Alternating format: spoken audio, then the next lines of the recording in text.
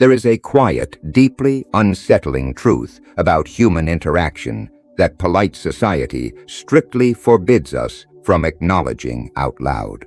The world does not reward the person with the purest intentions. It rewards the person with the sharpest awareness. Think about a time recently when you did everything exactly right. You were completely transparent, you played exceptionally fair, and you prioritized the harmony of the room. Yet you suddenly found yourself watching someone who is smiling warmly and speaking softly, slowly maneuvering you into a corner, subtly taking the credit, or seamlessly casting you as the problem. They haven't raised their voice, they haven't broken a single technical rule, but they are suddenly holding all the cards, and you are left holding nothing but your own resentment. You know exactly what that feels like. The unspoken reality of human nature is that refusing to see the game does not exempt you from its consequences. It merely makes you an easy mark. You have likely spent years wondering why this specific scenario keeps repeating itself.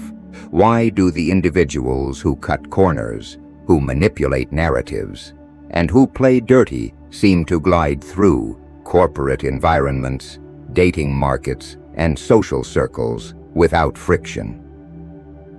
Meanwhile, you, operating with integrity and honesty, are constantly fighting for basic respect and baseline boundaries. The instinct is to blame the world for being corrupt or to view yourself as a victim of bad luck and toxic people. But Machiavellian realism requires us to look closer.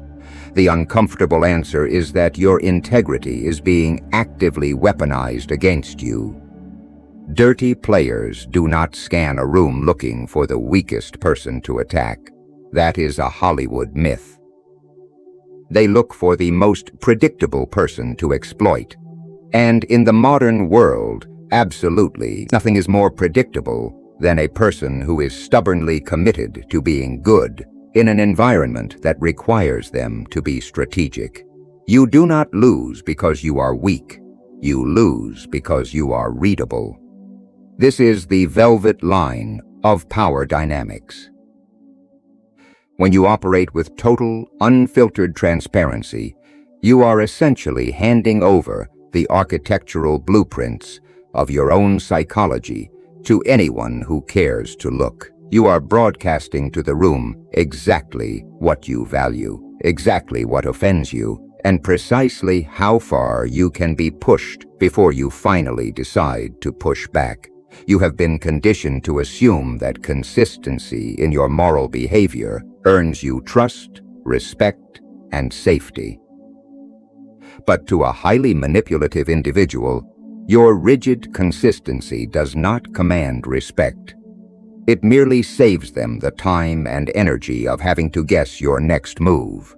They know that if they apply a specific type of pressure, you will produce a specific, guaranteed result. Let us dissect the actual mechanics of this dynamic. Imagine navigating a complex workplace environment, or perhaps an intricate family system where unspoken rules dictate every interaction. A good person walks into these environments carrying a heavy, invisible assumption, the assumption of a shared moral baseline. They believe subconsciously that if they are fair, others will naturally reciprocate that fairness. If they are honest, others will respond with truth. This assumption is a fatal tactical error. A manipulator sits back and observes this operating system. They do not strike immediately. They gather data.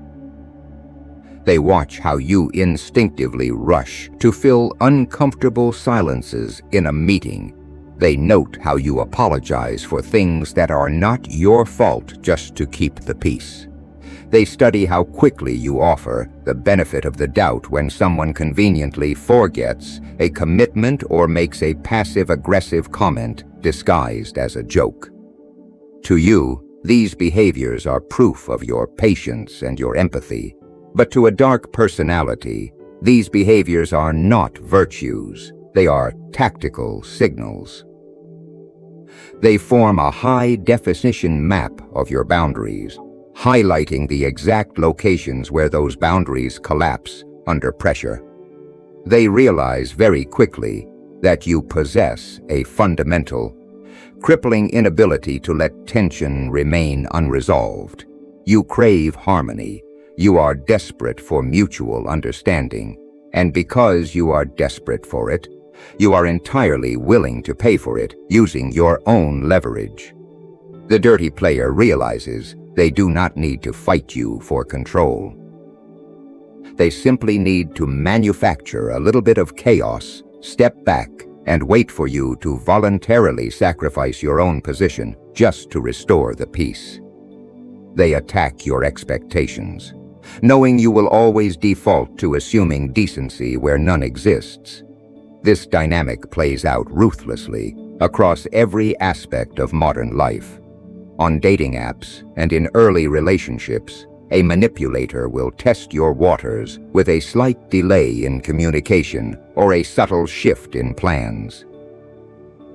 They are checking to see if your need to be understanding overrides your self-respect. In the office, a colleague will ask for a small, inappropriate favor disguised as an emergency, testing whether your desire to be a team player will force you to absorb their responsibilities. They escalate slowly, calculating the exact exchange rate of your guilt and your hope. If you stay polite when disrespected, they advance. If you explain your feelings instead of enforcing a boundary, they adjust their angle and continue. Every time you react with standard decency to substandard behavior, you are teaching them how to successfully use you. The purpose here is not to convince you to become cruel, cynical, or genuinely malicious. The world has enough of that, and cruelty is often just another form of emotional lack of control. The goal is to develop a lethal tactical realism. It is about understanding that your noble intentions are completely irrelevant if you lack the psychological armor to defend them. Machiavellian strategy is the science of seeing human nature exactly as it is, stripped of the comforting illusions we tell ourselves to feel safe. It is about recognizing that goodness without teeth is just an invitation for exploitation. You must stop offering your playbook to people who are secretly competing with you. But realizing your transparency is a liability is only the first layer of the game. The real danger lies in how easily you hand them the exact ammunition they use to compromise you. It begins the moment you feel misunderstood, an offhand remark in a group chat, a subtly loaded question from a family member, or a passive critique from a manager. Instantly, an uncomfortable heat rises in your chest. The urge is visceral, almost frantic. You feel an overwhelming necessity to clarify, to smooth out the wrinkle in perception, to prove that your intentions were pure and your logic was sound. So, you start talking. You start drafting long text messages. You start over-explaining your side of the story in the meeting, desperately trying to clear the air. You believe that if they just understood the context, if they just knew the why behind your actions, the conflict would evaporate. This instinct is one of the most destructive habits of the predictable mind. Explaining yourself to someone committed to misunderstanding you is not communication. It is a profound surrender of power. When you over-explain, you fundamentally alter the hierarchy of the interaction. You are no longer standing on equal footing, exchanging ideas. The instant you begin justifying your choices, your motives, or your boundaries, you unconsciously place yourself in a subordinate position. You have appointed the other person as the judge, the jury, and the final arbiter of your reality. You are begging for their approval, asking them to validate whether your reasons are acceptable. Dirty players recognize this shift instantly. They thrive on it. They know that you do not lose because you are weak. You lose because you are readable. And nothing makes you more readable than the desperate compulsion to defend yourself against an accusation they never even had the courage to state clearly. Consider how a skilled manipulator actually operates. They rarely launch a direct, factual attack, because a direct attack can be easily refuted with evidence. Instead, they use implication. They weaponize confusion. They might say something incredibly vague, like, "I'm just surprised you decided to handle the project that way." Or they might reply to a boundary you set with a simple, loaded, "Oh, okay." If you say so, they do not actually care about your project or your boundary. The confusion is manufactured. The ambiguity is the trap. They drop a piece of bait into the water simply to watch you bite. And the moment you rush in with a desperate, multi-paragraph defense of your actions, the trap snaps shut. By explaining yourself, you are providing them with free, high-quality data. You are handing over the raw materials they will use to construct their next maneuver. If you say, "I only did this because I was stressed about the deadline, and I didn't want you to think I was ignoring you," they are not hearing an apology. They are hearing, "This person operates primarily on anxiety, and their greatest fear is my disapproval." You have just exposed your central nervous system. You have shown them exactly what matters to you, exactly what triggers your guilt, and precisely where to apply pressure in the future. They take your earnest, vulnerable explanation, twist it slightly out of context, and store it away to use as leverage later. Furthermore, the act of justifying yourself creates an immense amount of structural surface area for them to attack. If you give one reason for your decision, it stands firm. If you give 5 reasons, you look defensive, and a skilled manipulator will ignore the 4 valid reasons and ruthlessly attack the weakest one. They are not listening to understand your perspective. They are listening to extract your inconsistencies. They will dissect your tone, isolate specific phrases, and reframe your emotional language to make you appear irrational or entirely unreasonable. What began as your attempt at total transparency has successfully mutated into their leverage. You thought you were clearing the air, but you were actually just suffocating yourself in their frame. The Machiavellian defense against this is agonizingly simple to understand, but requires immense discipline to execute: the weaponization of silence. True authority rarely explains itself. It announces decisions. When you act decisively and refuse to offer commentary, you deny the manipulator the friction they need to operate. You offer no surface area to attack. Your silence cannot be quoted out of context. It cannot be reframed, edited, or weaponized against you. When they throw out a passive-aggressive comment designed to make you justify your existence, and you simply respond with a neutral, steady gaze, or perhaps a simple, closed statement like, "I'm comfortable with my decision," the dynamic violently reverses. In the absence of your frantic explanation, a psychological vacuum opens up. Nature abhors a vacuum, and so does a manipulator. When you do not fill the silence with your anxiety, they are forced to fill it with theirs.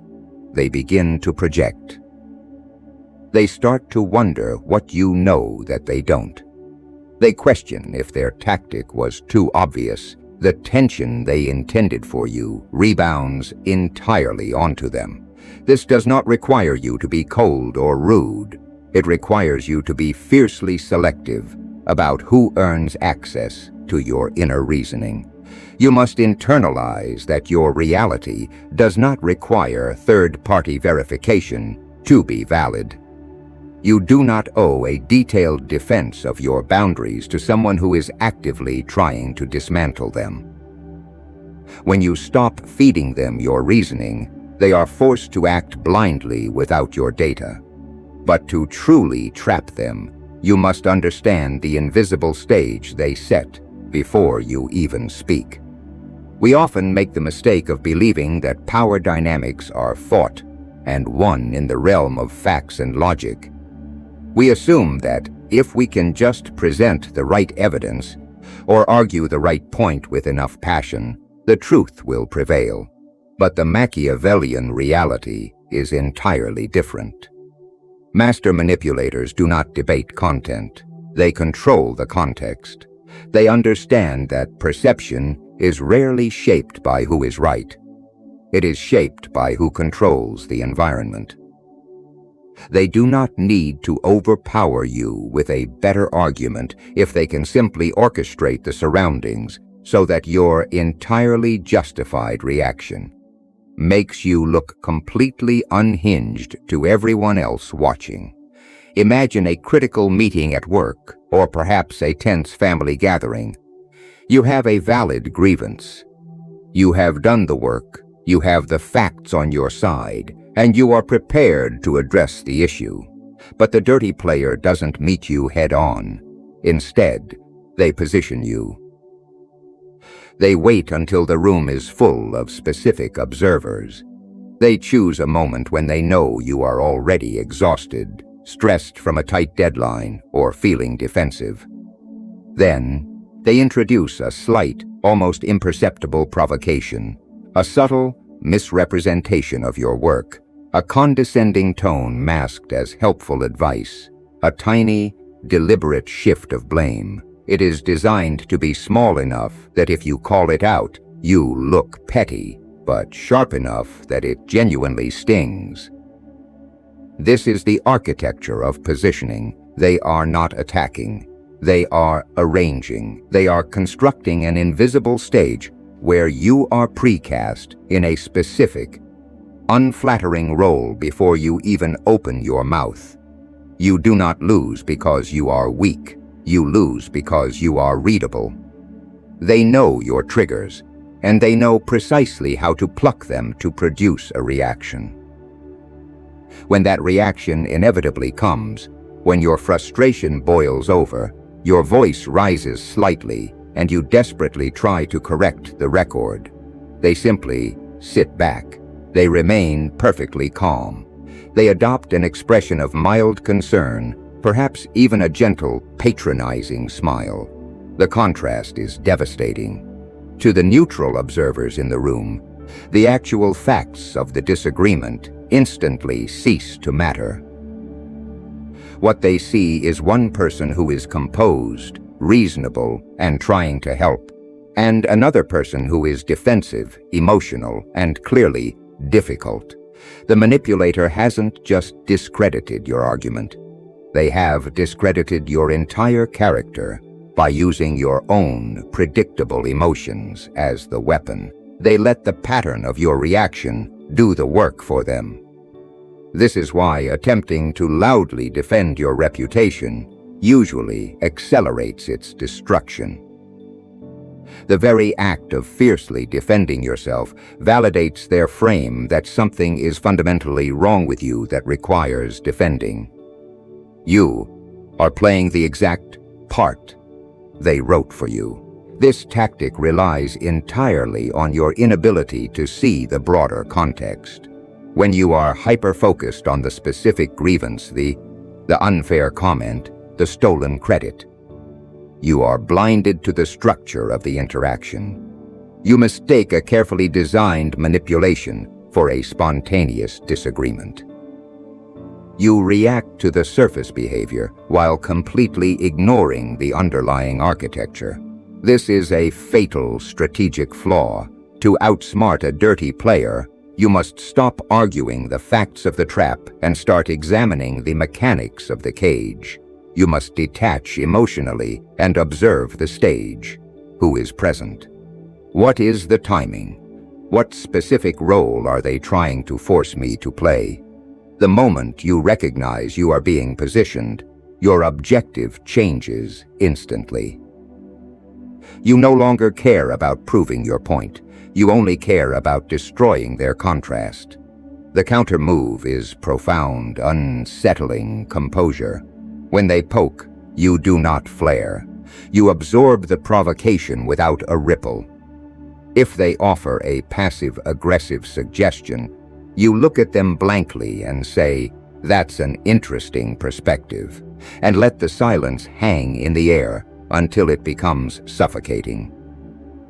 When you refuse to perform the expected role, when you do not become the angry, defensive victim they require, their entire script collapses. The environment they carefully constructed suddenly stops working. Without your emotional reaction to amplify it, their subtle provocation just looks awkward and out of place. The observers, no longer distracted by your outburst, begin to notice the manipulator's underlying hostility.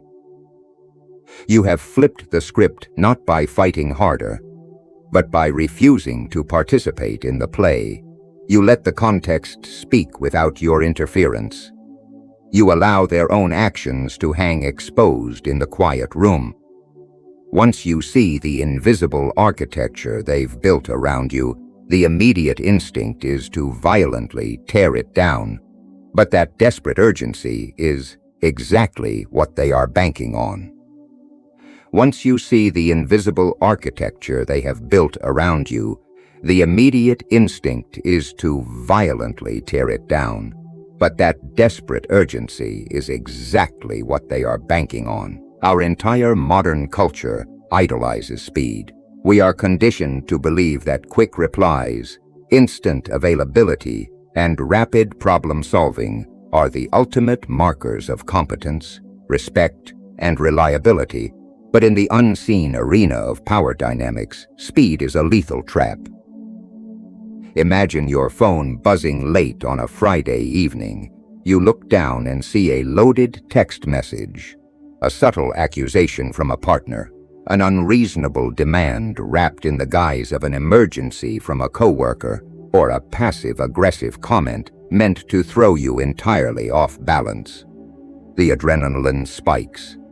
Your heart rate elevates. The urge to fire back a response, to defend yourself, to resolve the manufactured crisis immediately is a visceral, almost biological demand. You want to squash the discomfort as fast as humanly possible, but this frantic need for rapid resolution is precisely how the manipulator controls your nervous system. Here is the cold, uncomfortable reframe that changes everything, the realization that must sting before it clarifies. The core issue is not that they sent the unreasonable text. The issue is not their audacity or their glaring lack of boundaries. The problem is that your immediate availability trained them to push you. They send the message fully expecting you to scramble, because you have always scrambled in the past. You have made the fatal strategic error of equating obedience with reliability. Remember our rule: you do not lose because you are weak. You lose because you are readable, and absolutely nothing makes your psychological state more readable than the frantic speed of your reaction. When you respond instantly to a provocation, you are sending a clear, undeniable signal to the dirty player. Your disruption is my top priority, and you have successfully bypassed my emotional firewall. Manipulators rely heavily on the momentum of manufactured urgency. They operate like street magicians, using pace and pressure to distract you from the sleight of hand occurring right in front of you. If they can force you to make a decision or formulate a defense in 30 seconds, they know you will not have the time to analyze their true motives. recognize their structural traps, or consult your own boundaries. Fast decisions are rarely made from a place of grounded logic. They are driven by emotional reflexes, fear of conflict, guilt, or the desperate desire to be perceived as a cooperative, agreeable person. They push for quick answers because they know that speed drastically reduces your ability to choose your words deliberately. They want your panic, not your strategy. They want the raw, unfiltered reaction that they can later twist and use as evidence against you. So, what happens when you introduce the weapon of the pause? What happens when that loaded message lands, and instead of typing furiously, you simply put the phone face down on the table? What happens when a colleague makes a snide, undermining remark in a crowded meeting, and instead of jumping to defend your reputation, you simply hold dead, unwavering eye contact for 3 slow, agonizing seconds before turning your head and changing the subject entirely? The delay is not passive avoidance. It is not running away from the problem. It is active, intentional withholding. It is a highly calculated disruption of their expected timeline. By refusing to react on cue, you are taking the remote control of the interaction out of their hands and placing it firmly in your own pocket. A delayed response creates an immediate, suffocating psychological vacuum, and to a manipulator who relies on constant feedback to navigate their game, a vacuum is terrifying. Without your immediate validation, your frantic defense, or your predictable soft apology, their internal monologue is forced to take over. The silence becomes heavy and loud. They begin to project their own insecurities into the space you deliberately left empty. Did they push too far this time? Did you see right through the tactic? Are you ignoring them, or are you currently forwarding their message to someone else with more authority? The anxiety and uncertainty they intended to inject into your day completely rebounds and infects theirs. This is often the exact moment you will see the manipulator crack first, sending a follow-up text, a casual just checking in, or a backtracking remark in a desperate attempt to relieve their own mounting tension. This is where the profound emotional shift occurs. You transition seamlessly from prey to predator. The person waiting anxiously for a response is always in a position of lesser power than the person deciding when or if to give it. By refusing to operate on their manufactured timeline, you dictate the entire tempo of the interaction. You teach them, without uttering a single syllable, that access to your attention is not a fundamental human right. It is a highly restricted privilege. You are demonstrating that their artificial, ego-driven emergencies do not constitute your actual emergencies. This level of self-command is inherently intimidating. It signals a depth of options, a fierce internal boundary, and a reservoir of stability that they simply cannot penetrate. Many intelligent, well-meaning individuals resist the pause because they fear it makes them look weak, unresponsive, or passive-aggressive. This is a vulnerability the dirty player relies on. They want you to believe that if you do not loudly defend yourself immediately, you are implicitly agreeing with their accusation. But true authority is fundamentally unhurried. Think of anyone who wields real, undeniable power in the world. They never look rushed. They never scramble to appease a critic. When you enforce a delay, you allow the initial surge of cortisol and the emotional fog of the insult to completely dissipate. You buy yourself the necessary runway to view the interaction from a purely clinical, strategic distance. You can look at the provocation, strip away the emotional bait, and decide if the move even warrants a counterattack. Most of the time, you will realize that their trap only works if you willingly step into it. Patience creates the vacuum that breaks their rhythm, but to fully dismantle their confidence, you must learn to selectively fill that space with the one thing they can never calculate: controlled inconsistency. Patience creates the vacuum that breaks their rhythm, but to fully dismantle their confidence, you must learn to selectively fill that space with the one thing they can never calculate: controlled inconsistency. You must master the delicate, deeply counterintuitive art of strategic ambiguity and controlled weakness. Human nature dictates that we spend the vast majority of our lives desperately trying to prove our competence. From the moment we enter the education system to the day we step into a competitive corporate office, we are trained to project strength, to highlight our intelligence, and to ensure everyone in the room knows exactly how capable we are. We believe that broadcasting our power protects us from being targeted. We assume that if we look strong, the predators will look elsewhere. But to a true strategist, an obsession with proving your own strength is a glaring vulnerability. Raw, loud power is highly visible, and because it is visible, it attracts immediate, calculated resistance. When you announce your intelligence, people raise their shields, they guard their words, they hide their true intentions behind a veil of professional courtesy, making it nearly impossible to read the reality of the board.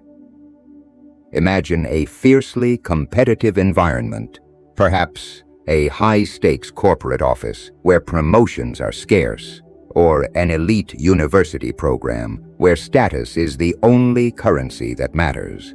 You have a rival. This is the person who subtly talks over you in meetings, who helpfully summarizes your original ideas as their own in front of the manager, and who is constantly scanning for an opportunity to assert their dominance. Your instinct, driven entirely by your wounded ego, is to crush their narrative. You want to out-argue them, outwork them, and publicly demonstrate that you are sharper and more aware than they could ever hope to be. You want to definitively prove that you cannot be played. But the moment you engage in that intellectual arms race, you lock yourself directly into their frame. You are spending your valuable psychological energy trying to impress an enemy. Instead of fighting them for the spotlight, the Machiavellian approach requires you to willingly step into the shadows and allow them to blind themselves with their own arrogance. You do this by deploying controlled weakness. Controlled weakness is not about actually being incompetent, submissive, or lacking in true confidence. It is the deliberate, highly calibrated projection of a false flaw. It is the act of asking a slightly naive question during a presentation, even when you already know the answer. It is allowing a minor, inconsequential error to slip through your defense, or pretending to be slightly overwhelmed by a project you could easily complete in your sleep. Most importantly, it is the act of looking directly at a dirty player who is actively trying to manipulate you and giving them a blank, slightly confused expression, making them believe that their tactic is soaring right over your head. When you deliberately conceal your awareness, something fascinating happens to the psychology of the person trying to control you. Their adrenaline drops. Their paranoia vanishes. Because they believe they have successfully outsmarted you, they experience a massive rush of unearned confidence. And confidence, when it is unearned and unchecked by reality, is the fastest path to fatal exposure. When a manipulator believes you are unaware, they become exceptionally careless. They stop filtering their words. They begin to explain their plans in far too much detail, eager to stroke their own ego by showing off their perceived superiority. They will openly complain about other colleagues to you, inadvertently revealing their hidden alliances and their secret animosities. They will attempt bolder, far more obvious manipulations because they no longer respect your defensive capabilities. They are operating under the fatal assumption that you are a passive, readable observer in your own life. What they do not realize is that you are quietly turning them into the architect of their own destruction. While they are busy performing their dominance, you are systematically cataloging every piece of data they carelessly drop. You are mapping their network, identifying their actual insecurities, and taking mental screenshots of their ethical violations. They think they are playing you, but they are actually just handing you the exact blueprints to their entire operation. Executing this strategy requires a terrifying level of emotional discipline. You must be willing to starve your ego to feed your strategy. You have to be entirely comfortable with letting someone you do not even respect believe that they are smarter than you. For most intelligent people, this is agonizing. The desire to scream out loud, "I know exactly what you are doing," is overwhelming. We desperately want the immediate, cinematic satisfaction of exposing the villain. But the moment you reveal your awareness, you collapse the trap. The flow of free, unguarded information violently snaps shut. The manipulator will instantly retreat, recalculate, and return with a far more sophisticated, deeply hidden approach. By keeping your ego firmly in check, you maintain the ultimate strategic high ground. You get to enjoy the profound relief of no longer having to constantly perform your competence for an audience that fundamentally does not matter. You replace the exhausting burden of proving your worth with the cold, quiet satisfaction of absolute intellectual dominance. There is a supreme, untouchable power in being the most observant person in a room while looking like the least threatening. When you practice strategic ambiguity, you become a blank mirror that reflects the manipulator's own hubris back onto them. You allow them to overextend. You let them build their house of cards as high as they possibly can, waiting patiently for the precise moment when the stakes are the highest and the audience is the largest. You never interrupt an enemy when they are making a mistake, and you certainly never correct a dirty player who is busy exposing their true character. You let them believe they are the undisputed puppet master of the dynamic, right up until the exact second you decide to pull the rug out from under them. When they can no longer accurately gauge your capacity, their entire system of manipulation collapses, leaving you with one final, devastating move to end the game on your terms. When they can no longer accurately gauge your capacity, their entire system of manipulation collapses, leaving you with one final, devastating move to end the game on your terms. That move is not a brilliant counter-argument, a carefully worded email, or a cinematic confrontation. It is the ultimate Machiavellian checkmate of total, unannounced disengagement.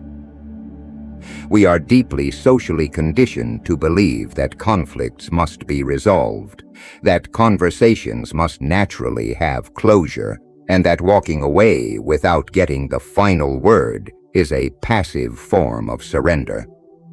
We want the person who repeatedly wronged us to finally see the light, to understand the immense frustration they caused, and to verbally validate our reality. This desperate, lingering need for closure is the final, sticky web that keeps you trapped in a manipulator's ecosystem long after you have correctly recognized their toxicity. You must understand that a dark personality does not experience closure or conflict the way you do.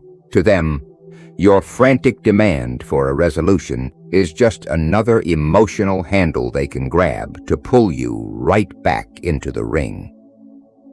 As long as you are fighting for the last word, you are still actively participating in their dynamic. You are still unconsciously treating them as a relevant, necessary authority in your life. Dirty players measure their success and influence by the sheer amount of attention, disruption, and emotional calorie burn they can extract from you. Even your intense anger is deeply validating to their ego, because anger requires genuine investment. It proves that they still hold the power to dictate your internal nervous system. They will gladly endure your shouting, your long paragraphs of text, and your bitter accusations, because, to a manipulator, your participation equals their relevance. Consider the quiet, unannounced moment you finally realize a toxic dynamic simply is not worth fixing. Imagine the coworker who constantly undermines your projects, or the social circle that demands endless sacrifices just to maintain a fragile, fake status quo. You see the trap being set. You recognize the familiar bait being dangled in front of you. But this time, instead of strategizing a clever defense or loudly pointing out their hypocrisy, you simply drop the rope. You stop returning the volley. You withdraw your attention, your access, and your energy without offering a single syllable of explanation or warning. You do not dramatically block them in a fit of rage, which is just another emotional reaction they can measure and mock. You simply restrict their access to your psychological real estate. You become overwhelmingly, suffocatingly indifferent. This is the profound, structural difference between the silent treatment and strategic disengagement. The silent treatment is a punishment. It is a highly active behavior designed specifically to make the other person feel bad, which means your internal focus is still entirely tethered to them. Strategic disengagement, on the other hand, is a complete withdrawal of your resources. It is the cold, clinical recognition that this individual no longer meets the minimum ethical or intellectual requirements to exist in your orbit. You stop trying to manage their perception of you. You stop caring what fabricated narrative they spin to third parties to make themselves look like the victim. You stop trying to prevent them from playing their games. You simply let them have whatever distorted reality they want, as long as it exists entirely outside of your emotional perimeter. The psychological impact of this move on a manipulator is absolute, structural devastation. When you remove yourself calmly, the entire architecture they rely on to feel powerful instantly evaporates. They are left holding their end of a tug-of-war rope with absolutely nobody pulling back. Without your predictable resistance to push against, their dark tactics lose all friction and fall completely flat on the floor. They will often panic at this stage. They will escalate their behavior, lobbing wild, baseless accusations or suddenly feigning profound innocence and warmth in a desperate attempt to provoke any response whatsoever. They need to know they still exist in your mind. But when you meet their sudden escalation with pure, uninterrupted silence, their panic slowly morphs into the crushing realization of their own irrelevance. They cannot manipulate a target they can no longer reach. They cannot play dirty with someone who has quietly walked off the field. True Machiavellian power is not about dominating the people around you. It is about making access to your energy incredibly expensive. It is about becoming strategically untouchable. When you fully internalize this, your entire physical and psychological posture changes. You stop walking into rooms wondering if the people there will like you, and you start wondering if those people are operating at a level that even earns your engagement. You stop fearing manipulation because you know that the exact moment a game turns dirty, you possess the absolute autonomy to quietly close the door. You do not owe your presence to anyone who secretly wishes to see you fail. You do not owe your loyalty to anyone who treats your personal boundaries as opening bids in a negotiation. And you absolutely do not owe an explanation to those who are firmly committed to misunderstanding you. Tomorrow, when you navigate your workplace, your relationships, or your family dynamics, you will no longer operate as a predictable map for others to exploit. The next time someone attempts to draw you into a web of unspoken rules, subtle jabs, or manufactured chaos, you will not scramble to prove your worth. You will not explain your motives. You will simply observe their behavior with the cold, detached precision of someone who completely understands the mechanics of the trap. You will pause. You will let their own silence and insecurity consume them. You will leave them standing alone on a stage they built specifically for you, realizing too late that the game was over before they even made their final move. In a world completely obsessed with the noise of validation, let your silence become your most lethal weapon. Protect your access, and remember that you never have to play a game you can simply outgrow. Stop